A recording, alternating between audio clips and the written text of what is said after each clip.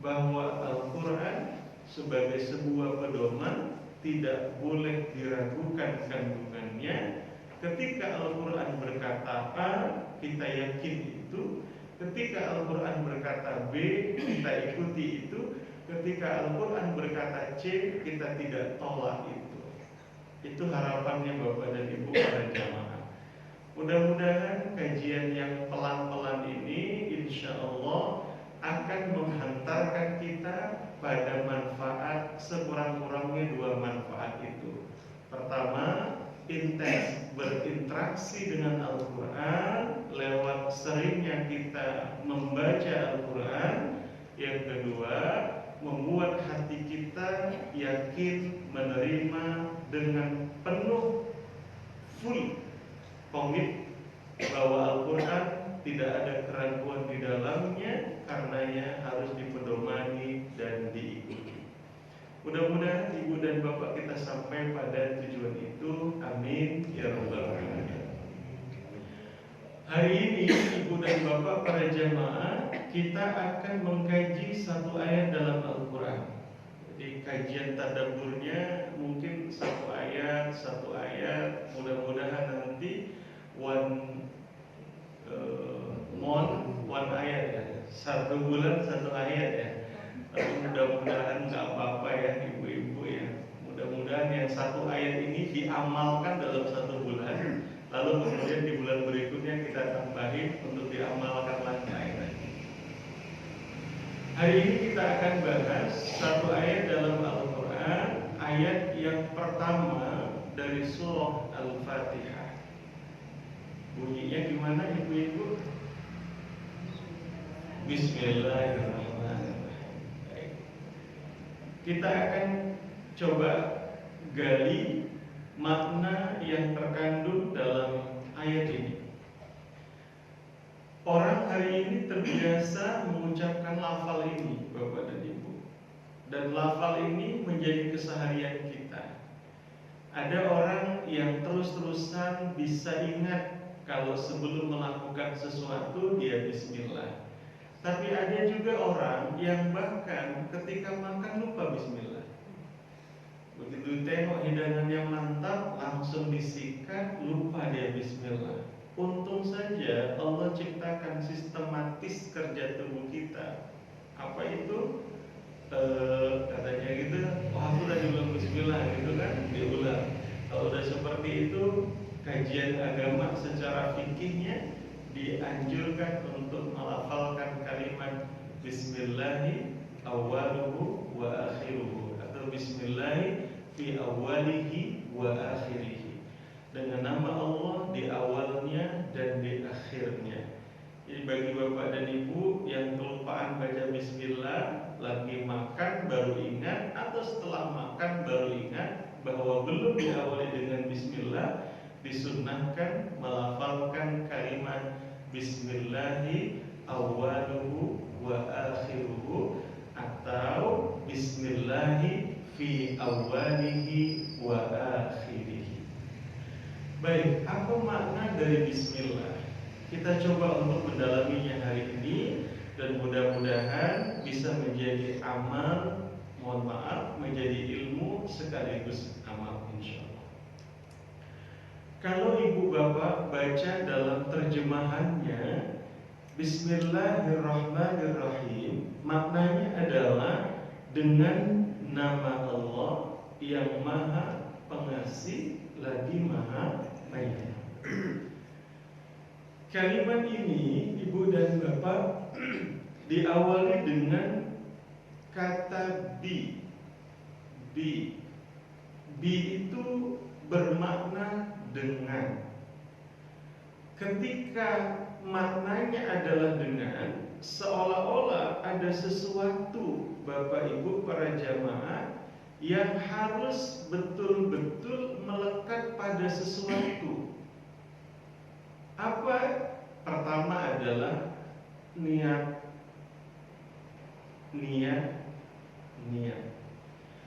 Orang yang mengamalkan bismillah dalam kehidupannya adalah orang yang punya niat yang benar-benar sesuai dengan apa yang dimaui oleh Allah Subhanahu wa taala.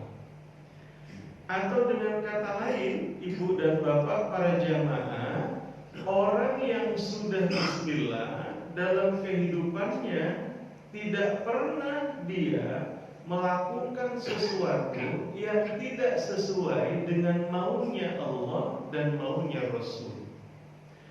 Atau dengan bahasa sederhana, kalau orang sudah bismillah, maka sesudahnya tidak ada yang lain kecuali kebaikan. Saya ulangi, Ibu dan Bapak, orang yang sudah bismillah, karena bismillah itu dianjurkan untuk dilafalkan, untuk dibacakan, untuk dimulai sebelum kita melakukan sesuatu. Maka ketika orang bismillah sebelum melakukan sesuatu, tidak ada yang muncul setelah bismillah itu melainkan kebaikan dan kebaikan. Jadi kalau orang sudah bismillah, nggak ada yang keluar dari mulutnya kecuali yang baik-baik. Pernah ibu-ibu dengar ada orang mau nyeritain orang lain pakai bismillah dulu. Bismillah, baru ceritain orang. Kayaknya nggak ada sih baik-baik. Atau ada orang mau melakukan kejahatan, tindak pencurian, susah kali dia rasa membobol rumah orang, pakai bismillah dulu ya. Bismillah, lagi nyongkel ya. Kayaknya tidak ada. Artinya Ibu dan Bapak para jamaah, ketika orang sudah mengawali sesuatu dengan bismillah, maka tindakan yang setelah bismillah itu baik. Dengan kata lain, kalau orang ingin apa yang dikerjakan, apa yang dikatakannya ujungnya serba baik, maka hendaklah ia mengawali dengan Bismillahirrahmanirrahim. Bapak Ibu para jamaah, ini bisa kita praktikkan dalam keseharian kita. Ibu-ibu, para orang tua kami, kalau mau masak pakai bismillah dulu. Mulai mengolah ikan, mohon maaf, membersihkan ikan, bismillah. Kemudian ibu bapak para jamaah masukkan ikan ke kuali, bismillah. Lalu kemudian kalau menggulainya, bismillah. Ini kalau jadi ikan ini, ibu bapak para jamaah yang makan juga diawali dengan bismillah. Ini luar biasa untuk kebermanfaatan kehidupannya. Jadi Bapak Ibu para jamaah, mohon maaf, jangan pernah sepelekan bismillah. Yang pertama Ibu Bapak, jadi orang yang sudah bismillah, setelahnya serba baik. Dengan kata lain, kalau orang ingin serba baik, diawali dengan bismillah. Yang kedua, Ibu Bapak para jamaah, ketika orang sudah bismillah, yang dia ingin setelah bismillah itu baik, dengan bismillah ini sebenarnya Allah sedang mengingatkan kita apa? Bahwa Allah akan memberikan pertolongan bagi siapapun yang mengawali sesuatu dengan bismillah. Kenapa dia ditolong oleh Allah? Karena yang dilakukan setelah bismillah itu adalah yang baik-baik.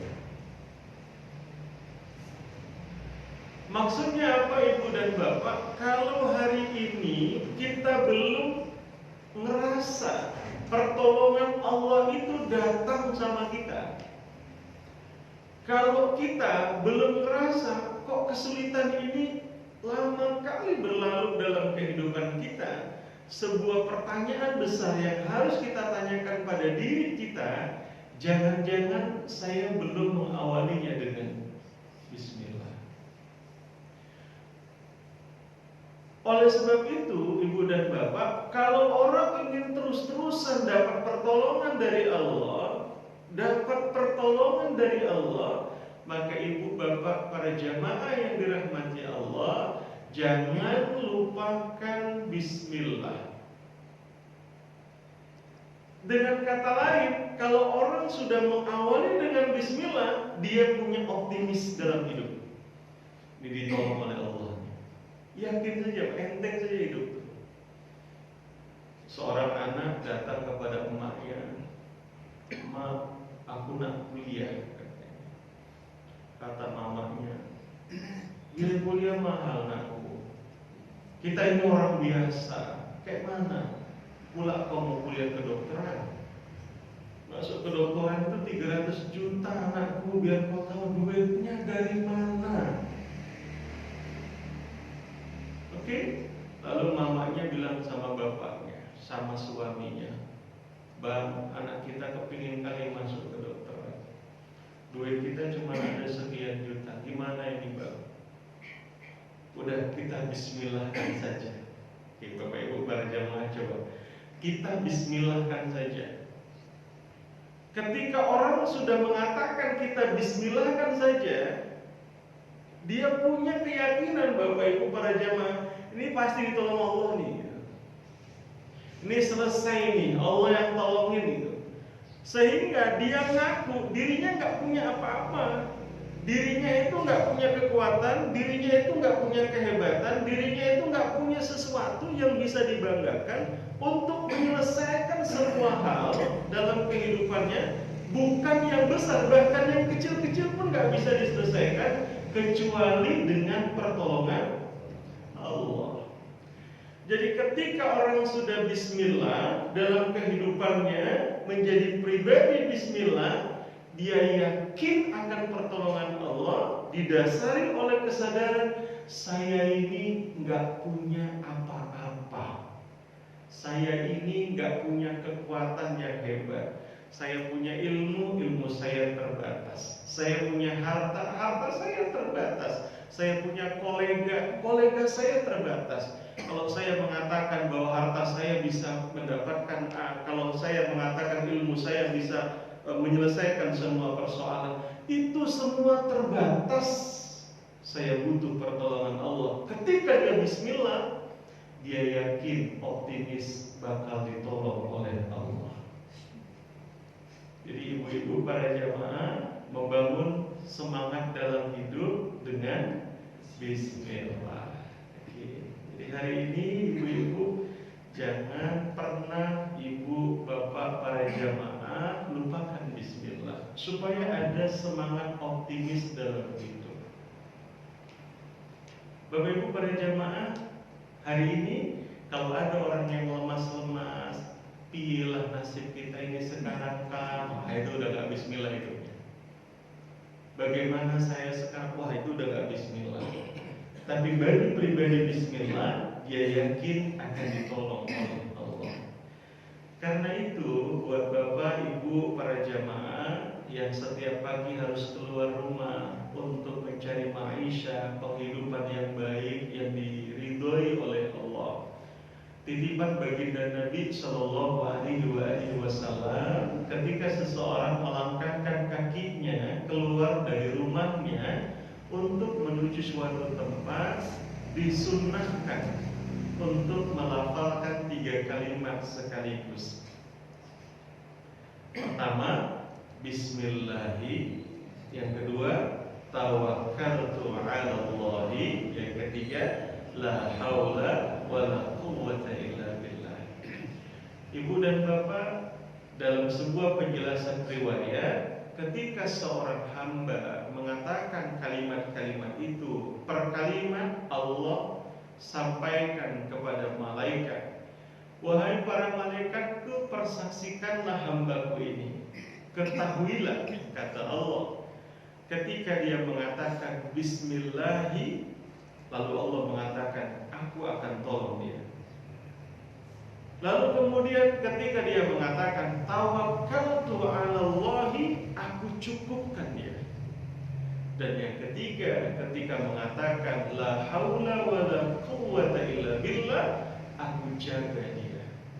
Coba Bapak Ibu, yang nolong siapa? Allah. Yang nyukupin siapa? Allah. Yang jaga siapa? Allah. Selesai. Jadi kalau orang sudah seperti itu dalam kehidupannya, sudah enteng tuh. Orang yang keluar dari rumah merasa ditolong, terus merasa dicukupkan, terus merasa dijaga oleh Allah, nggak akan ada kekhawatiran. Yang dalam bahasa agama, la khaufun alaihim wa la hum yahzanun.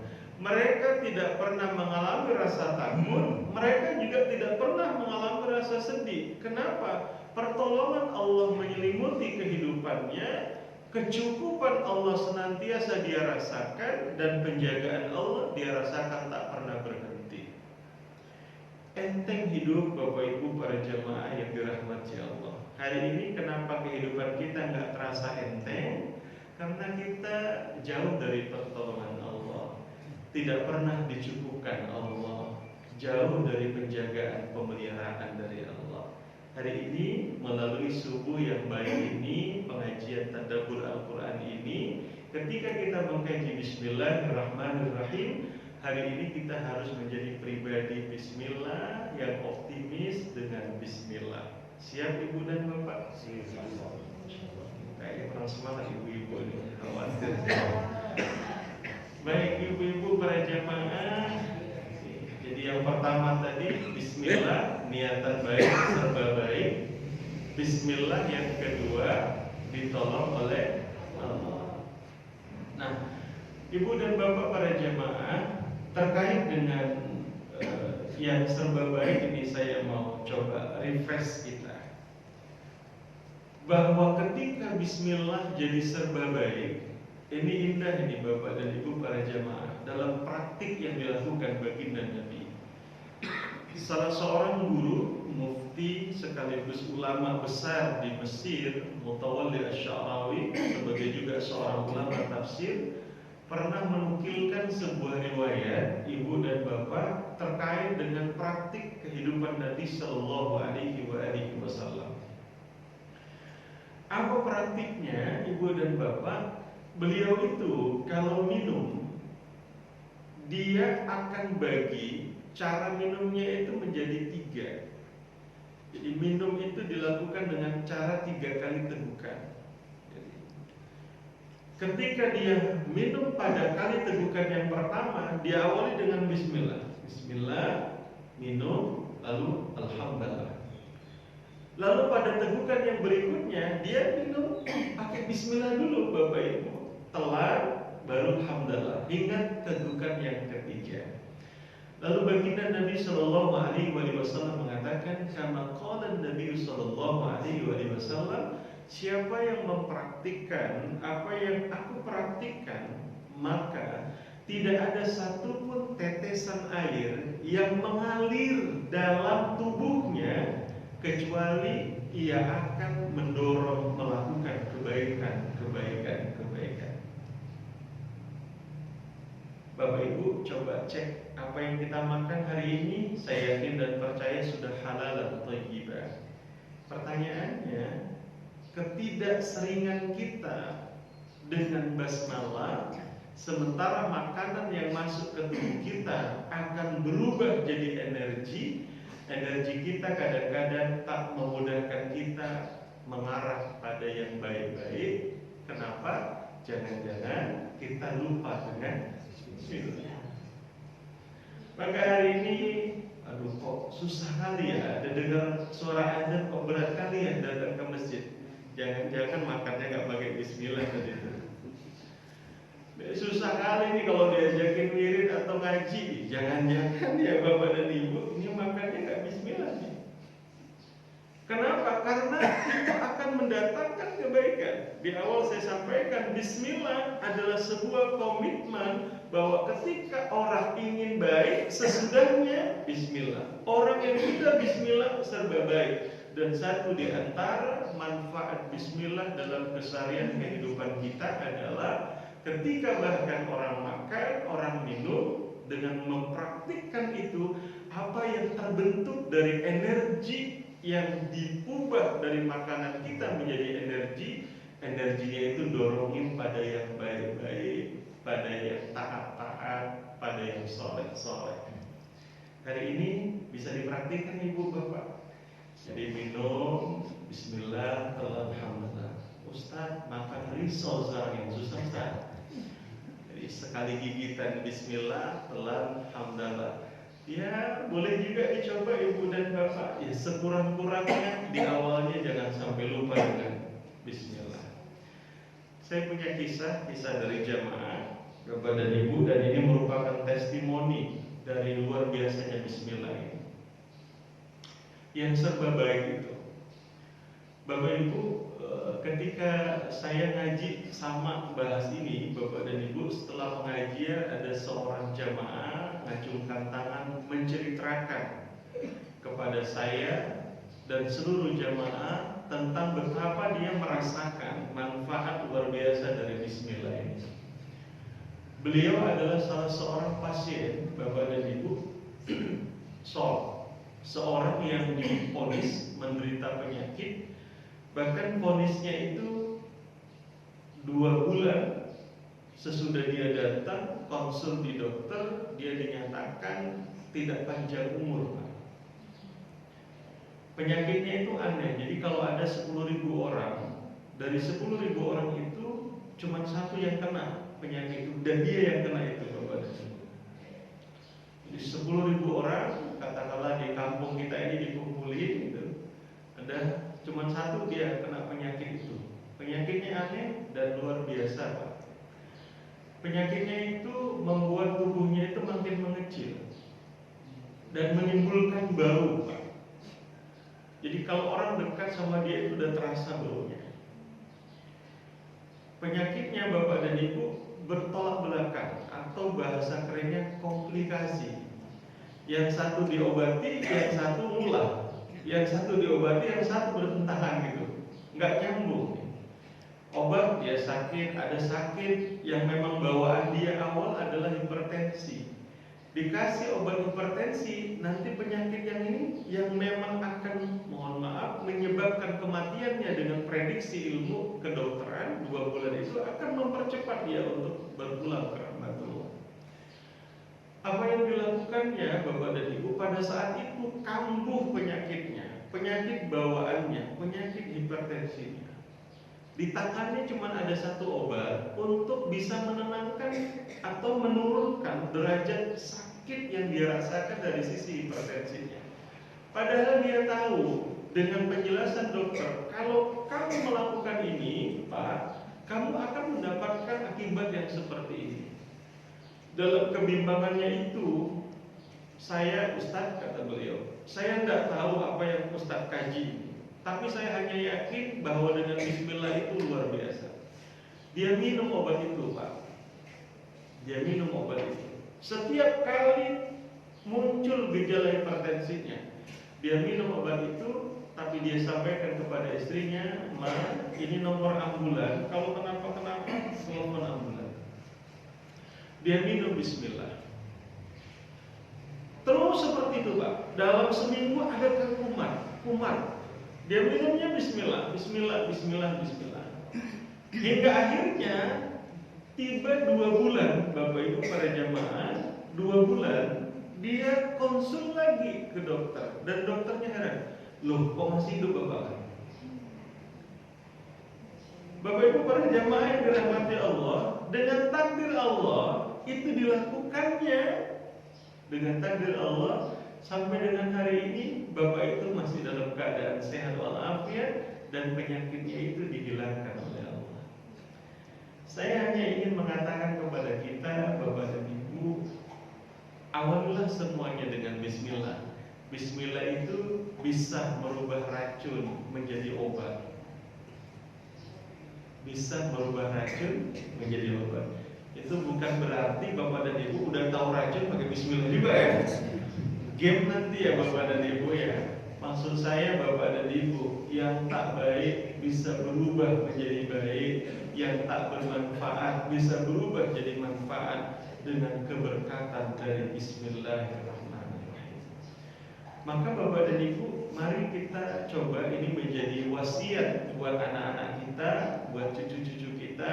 Ingat bismillah, jangan lupakan dan tinggalkan bismillah. Oke, itu yang pertama. Yang kedua tadi pertolongan Allah. Yang ketiga, Bapak Ibu para jamaah, kalau orang sudah